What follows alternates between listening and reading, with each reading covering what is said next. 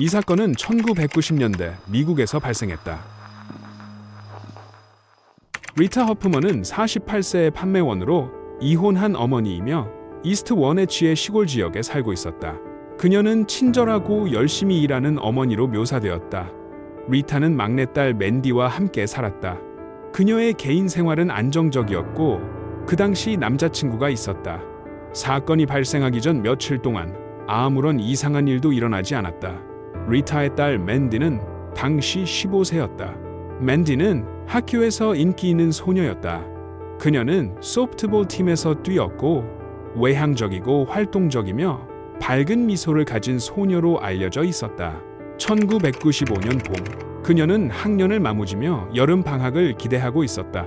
하지만 같은 시기 25세의 한 남자가 워싱턴의 도시로 떠돌아다니며 리타 허프먼의 집에서 몇 블록 떨어진 곳에 숙소를 빌렸다.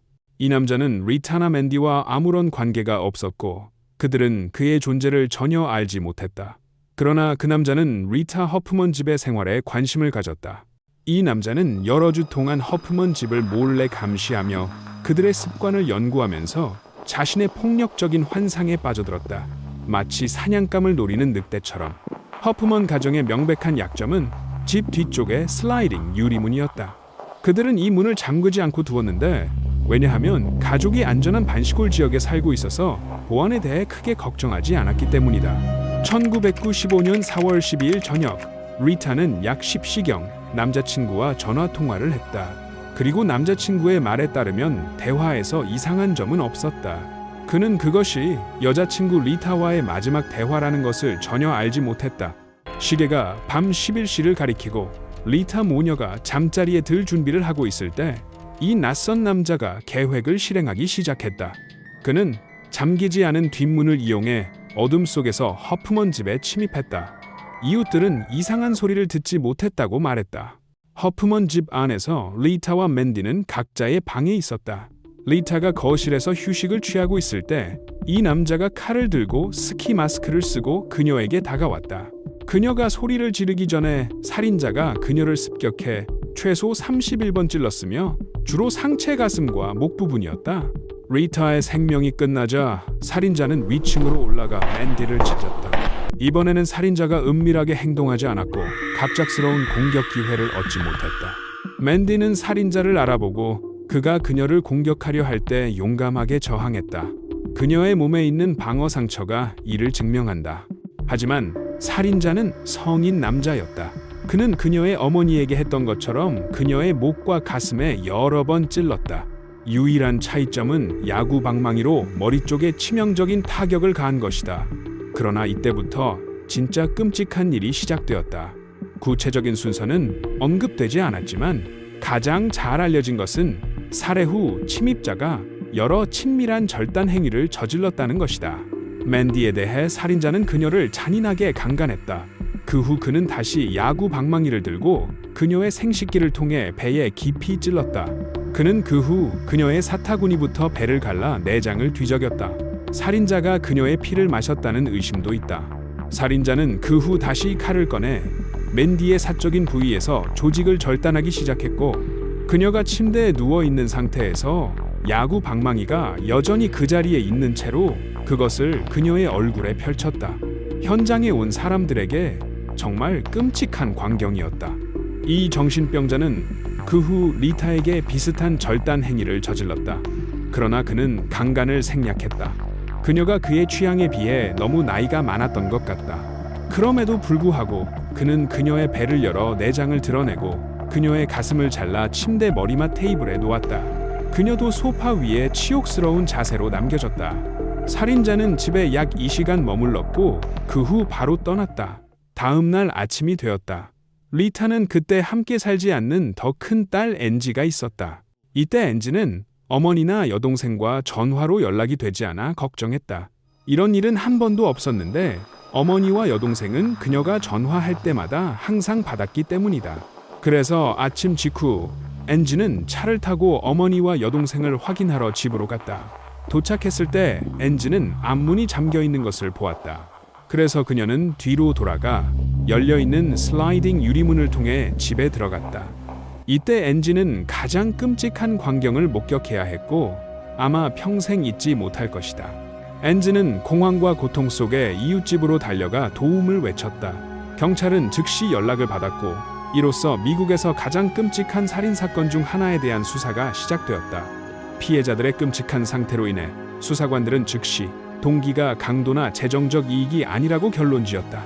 그 잔인함은 비뚤어진 사디스트 살인자를 나타냈다. 도전은 범인이 집에 지문이나 알려진 DNA 같은 명확한 흔적을 남기지 않았다는 것이다. 그럼에도 불구하고 경찰은 동네와 범죄 현장에서 미묘한 증거를 모으기 시작했다. 첫 번째 돌파구 중 하나는 이웃의 증언에서 나왔다. 그들은 사건 당일 밤 허프먼 집 근처에 검은색 쉐보레 픽업 트럭이 주차되어 있는 것을 보았다고 보고했다. 구체적으로 탐정들이 살인 발생 시간대로 확인한 밤 11시 30분경이었다. 이는 수사관들의 주의를 끌었다. 4월 13일 새벽 1시 30분경 또는 아마 이 시경이 살인 발생 시점이었다. 한 경찰관이 허프먼 집 근처에서 검은색 픽업 트럭 안에 홀로 앉아 있는 남자를 발견했다. 경찰관은 이 남자가 수상하다고 생각해 접근했다. 검은색 픽업 트럭 안의 남자는 즉시 차에서 내려 체포를 예상하듯 손을 들었다. 경찰관은 남자를 간단히 신문했다. 남자는 그냥 드라이브 중이었다고 말했다. 그 당시 명백한 범죄 증거가 없었기 때문에 경찰관은 경고와 함께 그를 보내줬다. 그는 자신이 불과 몇 시간 전에 두 사람을 살해한 살인자와 대면했다는 것을 전혀 알지 못했다. 이 정보는 즉시 알려지지 않은 픽업 트럭 운전자를 이중 살인 사건의 용의자로 격상시켰다. 용의자는 최근 그 지역으로 이사온 25세 남자로 확인되었다. 그러나 그를 체포할 충분한 증거가 없었기 때문에 당국은 법의학 작업이 진행되는 동안 그를 24시간 비밀 감시하에 두었다. 수사관들은 그 후 용의자의 배경을 깊이 파헤치기 시작했다. 그들은 그가 허프먼 집에서 짧은 거리 떨어진 지하실 임대방에 살고 있다는 것을 알았다. 함께 사는 한 여성이 경찰에게 사건 당일 밤 이 남자가 밤 11시경 집을 나섰고 새벽 2시까지 돌아오지 않았다고 말했다. 이 시간대는 범죄 시간대와 완벽하게 일치했다. 수사가 계속되면서 형사들은 물리적 증거를 수집하기 위해 수색영장을 신청했다. 이 남자를 감시하는 과정에서 경찰관들은 그가 옷 한 벌을 버리는 것을 보았다. 그 옷은 피처럼 보이는 것으로 흠뻑 젖은 스키 마스크였다. 그들은 그것을 회수했고 마스크에 묻은 피가 허프먼 피해자 중 하나와 일치한다는 것을 알았다. 그리고 주목할 점은 마스크의 입부분 주위에 피가 스며들어 있었는데 이는 착용자가 상처에 입을 대고 눌렀다는 것을 암시하며 수사관들은 이 남자가 그들의 피를 마셨다고 생각하게 만들었다. 4월 14일 살인사건 이틀 후 수사관들은 또 다른 중요한 발견을 했다. 용의자의 차가 경찰관에게 목격된 복도 밖 쓰레기통에 숨겨진 12인치 주방칼이 발견되었다. 칼에는 마른 피가 가득 묻어 있었고 허프먼 집의 주방 칼 세트에서 빠져 있었다. 이것은 살인 무기였다. 이제 경찰은 이 남자를 체포할 충분한 증거를 가지고 있었다. 그래서 1995년 4월 19일 경찰팀이 용의자의 거주지에 접근해 아무런 사고 없이 그를 체포했다. 이제 구금된 남자는 잭 오웬 스필먼로 확인되었다. 하지만 그는 누구인가? 그리고 왜 그는 이 끔찍한 범죄를 저지를 수 있었는가? 잭 오웬 스필먼은 동부 워싱턴에서 자랐고 불행한 어린 시절을 보냈다. 그의 어머니는 4번의 다른 결혼을 했고 그녀의 4자녀, 잭과 형제자매들은 친아버지가 누구인지 모르고 자랐다. 조금 더 성장한 후 잭은 반사회적 행동을 보이기 시작했다. 그는 공부가 부진했고 워싱턴의 작은 마을에 살던 중 결국 9학년을 중퇴했다. 중퇴 후 그는 친구 집과 친척 집을 전전했다. 그와 접촉했던 사람들은 잭에 대한 인상을 말하면서 그를 이상하고 친구가 거의 없는 아이로 기억했다. 성인기로 접어든 시기, 잭은 늑대와 폭력에 대한 이상한 매혹을 키웠다. 그는 포스터, 장식품, 모피 같은 늑대 관련 기념품을 수집하기 시작했다. 그는 거의 집착에 가까웠다. 나중에 지인과 가족의 증언에 따르면 잭은 자신을 일종의 늑대 인간으로 상상했다. 그는 종종 달빛 아래에서 인간 사냥감을 노리고 있다가 잔인하게 공격하는 것을 상상했다. 잭의 폭력 성향은 이전 사건들에서 이미 드러났다. 그는 젊었을 때 워싱턴주에서 절도, 도둑질, 폭행, 악의적 파괴 등을 포함한 범죄 기록을 쌓았다. 1993년 23세 때 그는 남자친구 한 명과 함께 켄트의 바에서 만난 여성을 강간한 혐의로 체포되었다. 경찰 보고서에 따르면 잭은 이 여성에게 집까지 태워주겠다고 제안했다. 그녀가 그들의 사악한 의도를 알아차리고 저항했지만 그 남자들은 계속해서 추악한 행위를 시도했다. 그녀는 나중에 잭이 자신을 제압한 채 그의 친구가 그녀를 강간하려 했다고 보고했다. 다행히 그 여성은 탈출해 바로 당국에 신고했다. 잭은 그 사건에서 1급 강간 혐의를 받았지만 증거 부족으로 결국 혐의가 취하되었다. 잭이 감옥에 있는 동안 그는 여성들을 노리고 그들에게 할 일들을 상상했다. 한 동료 수감자도 잭이 출소 후 악명 높은 연쇄 살인범이 되고 싶다고 항상 표현했다고 말했다. 실제로 그는 여자들에게 하고 싶은 일들을 이상할 정도로 강렬하게 자주 이야기했다. 감옥에서 그는 교도소 도서관에서 책을 빌려 범죄를 저지르고 잡히지 않는 방법에 관한 책 내용에 집착했다. 그는 범죄 전에 전신털을 깨끗이 면도하는 방법을 배워 머리카락과 DNA를 남길 기회를 줄였다. 혐의가 취하된 후 잭은 석방되었다. 잭은 성인 시기 4학년 학생 수준의 IQ를 가지고 있어서 취업 기회가 많지 않았다. 직업 면에서 그는 다양한 저임금 일자리를 전전했다. 한때 그는 도축업 견습생으로 일했는데 이는 나중에 검사가 강조한 사실로 그가 피해자들을 정밀하고 끔찍하게 절단한 방식 때문이었다. 일부 소식통은 심지어 동물 도축이 그를 자극했다고 주장했다. 체포된 후 잭은 더글러스 카운티에서 리타와 맨디 허프먼을 살해한 혐의로 가중된 1급 살인 2건으로 기소되었다. 이러한 혐의는 워싱턴 주법에 따라 사형 가능성을 내포하고 있었다. 검사는 그의 범죄에 믿을 수 없을 만큼 끔찍한 성격 때문에 실제로 사형을 구형할 것이라고 선언했다. 1995년 중반 법의학 증거가 쌓이면서 허프먼 살인 사건에 대한 잭에 대한 소송은 확고해졌다. 재판은 1996년 8월로 예정되었다. 잭은 처음에 무죄를 주장했으며 초기 법정 출두에서 무감정해 보였다. 증거의 무게와 사형 가능성에 직면했음에도 불구하고 잭은 1996년 봄에 갑자기 진술을 바꾸었다. 예정된 재판 시작 4개월 전 잭 오웬 스필먼은 검사와 유죄 인정 합의를 맺었다.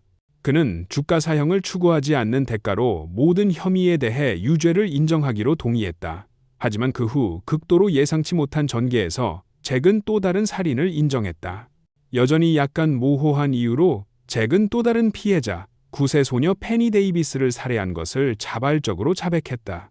1994년 9월, 페니는 오빠에게 산책하러 간다고 말했지만 집에서 멀리 가지 않을 것이라고 했다. 그러나 페니는 그날 집으로 돌아오지 않았다. 소녀의 시신은 이후 1995년 3월 28일 얕은 무덤에서 발견되었다. 그때까지 페니의 사건은 공식적으로 미해결 상태였다. 하지만 유죄 인정 합의의 일부로 그는 페니 사건에서 죄를 인정함으로써 별도의 재판 없이 사건을 해결했다. 잭의 페니 데이비스에 대한 자백은 일부 법집행기관 사람들을 놀라게 했다. 당국은 그가 당시 페니와 같은 건물에 살았기 때문에 그의 연루를 의심했지만 그를 기소할 직접적인 증거가 부족했다. 잭은 페니를 어떻게 죽였는지에 대한 자세한 설명을 하지 않았고 그녀의 시신은 분해되어 정확한 사인을 확인할 수 없었다. 잭은 자세한 설명을 거부했는데 아마도 그가 저지른 타락의 정도가 상상할 수 없을 만큼 때문일 것이다. 그럼에도 불구하고 수사관들은 페니의 시신이 허프먼 피해자들과 유사한 끔찍한 자세로 놓여 있었다는 것을 알았다. 나중에 잭이 살인 후 페니의 얕은 무덤으로 돌아와 시신을 파헤쳐 시신의 행위를 한 후 다시 묻었다는 소식이 떠올랐다. 1996년 4월 30일 잭은 3건의 1급 살인 혐의에 대해 공식적으로 유죄를 인정했다. 그는 선고 당시 27세였다. 리타 허프먼에 대한 그의 야만적인 행위 때문에 판사는 잭에게 가석방 없는 종신형을 선고했다. 맨디 살해로 인해 잭은 연속 70년형을 받았다. 또한 페니 데이비스 사례로 인해 그는 45년 6개월형을 선고받았다. 잭은 총 115년의 종신형을 받았으며 이는 그가 살아있는 한 절대 감옥을 떠나지 못할 것을 보장한다. 기본적으로 이 결과는 배심원이 잭을 유죄로 판결하고 사형을 면제할 경우 결정할 수 있는 것과 동등하다. 재판 내내 잭은 어떠한 진술도 하지 않았고 자신의 행동에 대해 조금도 후회를 보이지 않았다. 그는 단지 기록상 유죄 인정을 확인하기 위해 간단히 말했다. 법정은 검사가 기록을 위해 증거를 재현할 때 그의 범죄의 가장 끔찍한 세부 사항을 목격하고 들어야 했다. 피해자 가족 구성원들도 참석해 그들의 사랑하는 사람들이 마지막 순간에 겪은 것을 들어야 했다. 이 사건에 대한 정보를 인터넷에서 검색할 때 주의하라. 왜냐하면 범죄 현장 사진과 정말로 너무 끔찍해 트라우마를 유발할 수 있는 일부 사진이 있기 때문이다. 마침내 재판이 끝나고 법정이 조용해졌을 때 남아있는 것은 잭의 범죄에 대한 공포뿐만 아니라 그의 얼굴에 분명히 드러난 만족감이었다. 그는 악명 높은 연쇄살인범으로 알려지고 싶어 했고 그 욕망을 달성했다. 그를 실망시킨 유일한 것은 아마 너무 일찍 체포된 것일 것이다. 재판 증거는 지배와 죽음에 대한 환상에 완전히 사로잡힌 남자를 드러냈다. 신중한 잠복, 사디즘적인 절단, 피해자 시신으로의 귀환.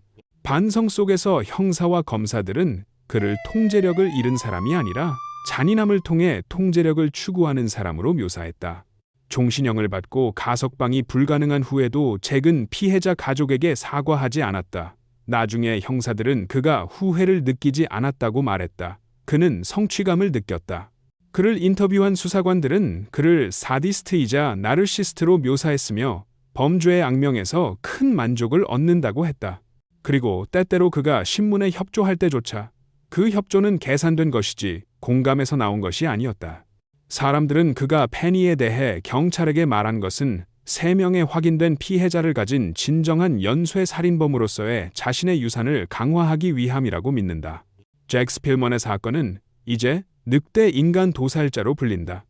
오늘날 잭은 평생 철창 뒤에 있으며 이는 그가 더 이상 무고한 영혼을 해치지 못할 운명을 보장한다.